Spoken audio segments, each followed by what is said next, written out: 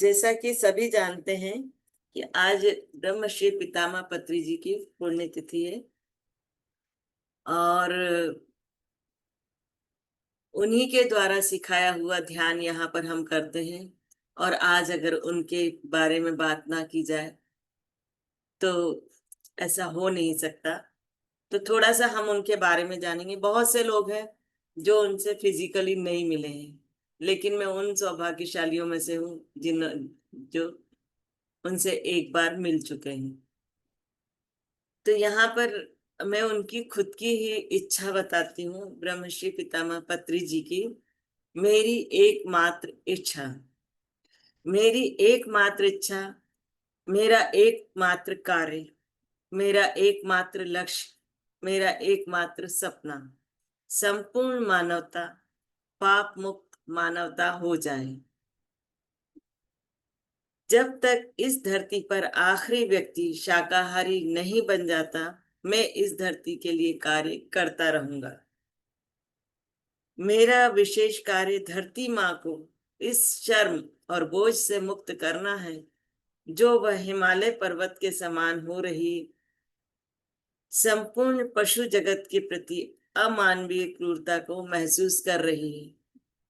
इस अत्यधिक अमानवीय क्रूरता को समाप्त करने का एकमात्र मार्ग है ध्यान।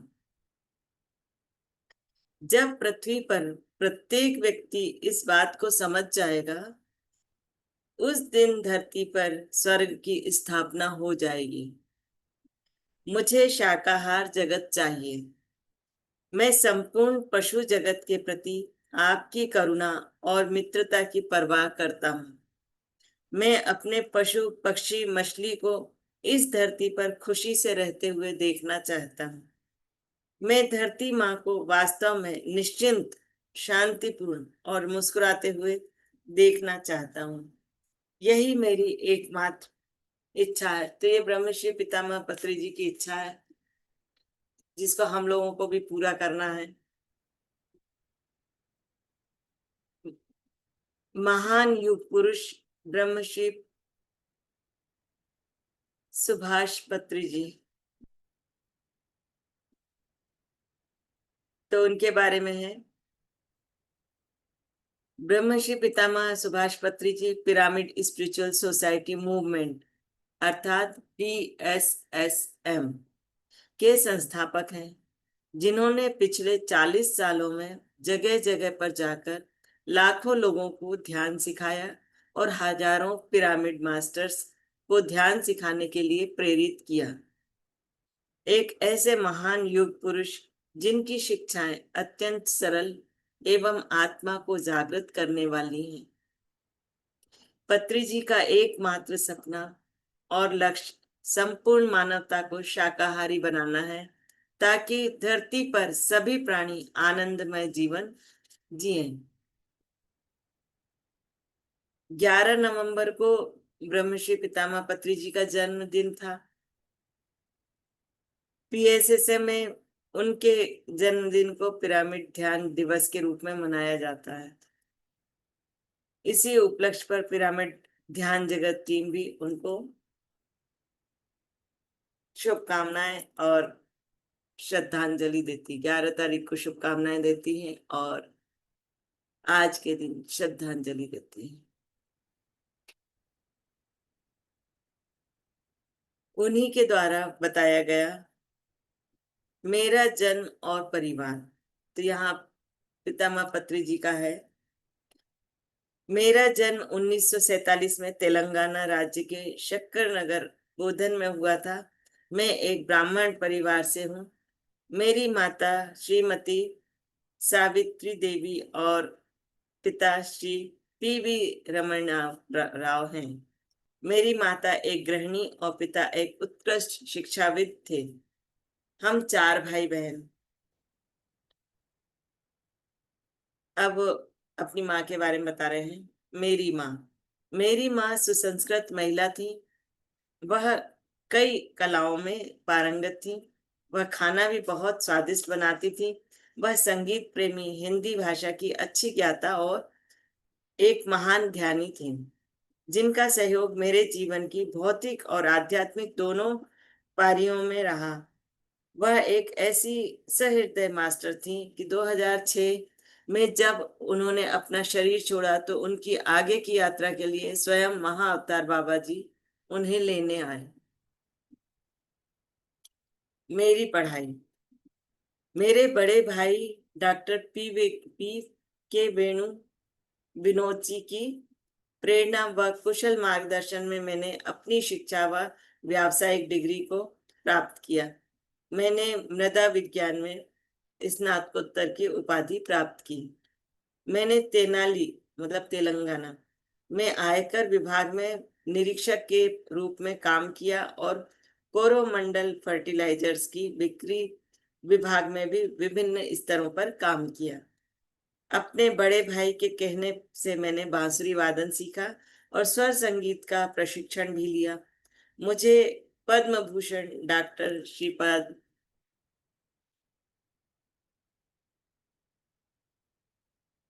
पिनाक पाणी जी से कर्नाटक संगीत सीखने का सौभाग्य प्राप्त हुआ। स्वाध्याय में रुचि। तो उनकी स्वाध्याय में भी बहुत ज्यादा रुचि थी। उन्होंने सारे ग्रंथ, सारी पुस्तकें पढ़ी। पारिवारिक जीवन। 26 मई 1974 को स्वर्णमाला जी के साथ मेरा विवाह हुआ। स्वर्णमाला जी मेरी भाभी मृदुला जी की छोटी बहन है।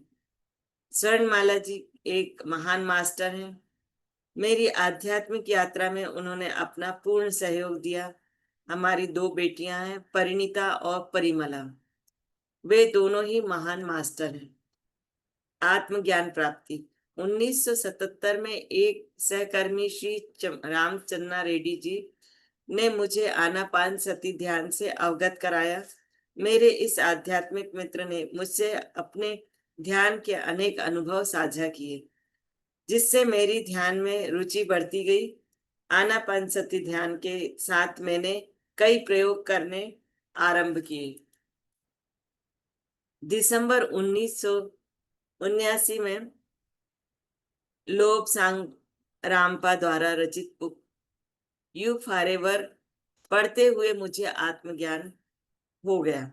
सूक्ष्म शरीर व सूक्ष्म यात्रा सूक्ष्म शरीर सूक्ष्म शरीर यात्रा के अनुभवों के संदर्भ में यह पुस्तक अद्भुत है। इस पुस्तक को पढ़ने से मुझे यह पता चला कि किस प्रकार लोबसांग रामपा को सत्य को सामने लाने के लिए कठिनाइयों का सामना करना पड़ा। मुझे पता था कि इस पुस्तक में जो कुछ भी लिखा गया है वह सब सत्य है। सत्य स्थान और सत्य की सभी सीमाओं से परे शाश्वत और स्थिर होती है। मैं इस सत्य को जान चुका था कि मौलिक रूप से हर वस्तु चेतना ही है।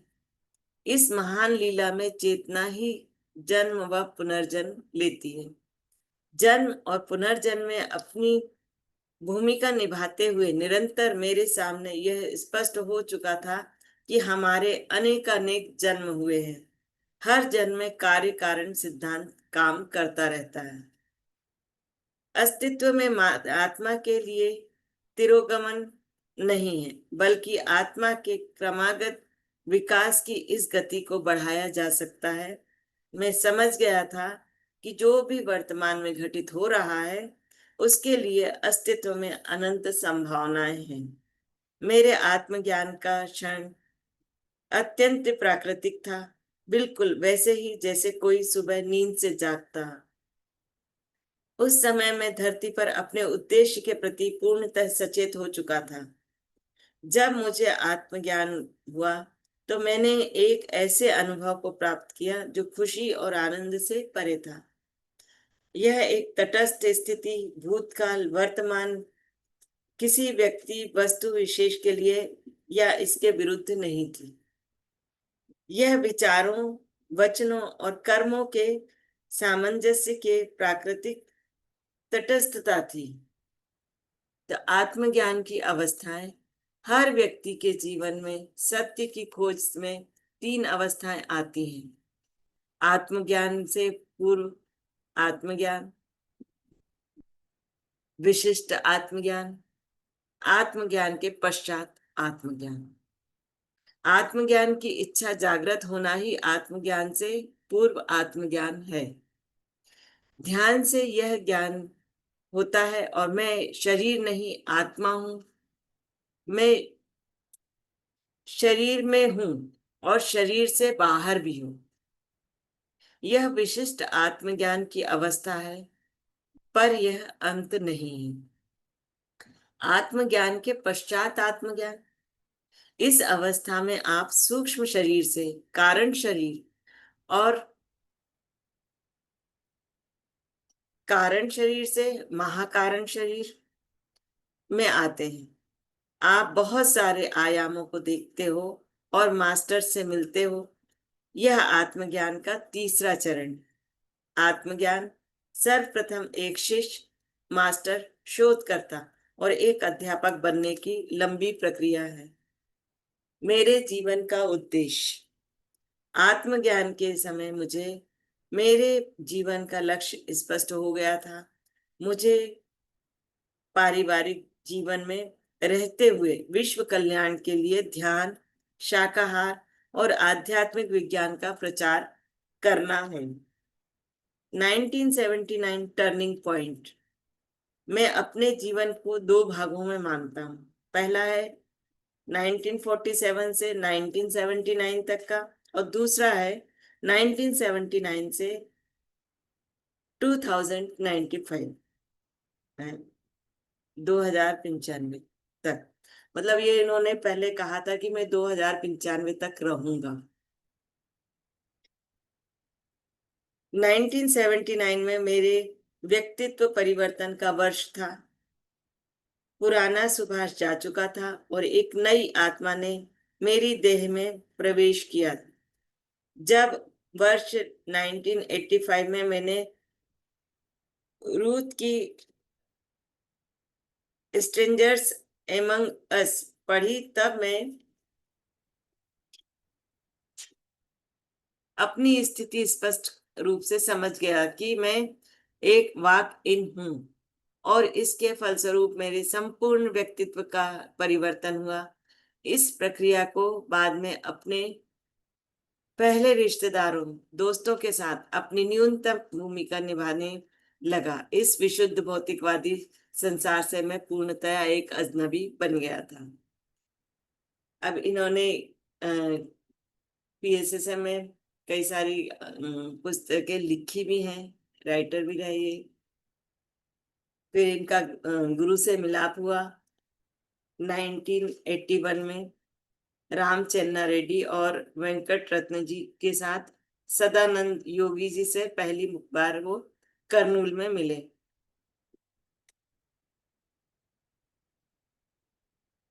और उन्होंने हमारे आने का कारण पूछा। जब ये उनसे मिलने गए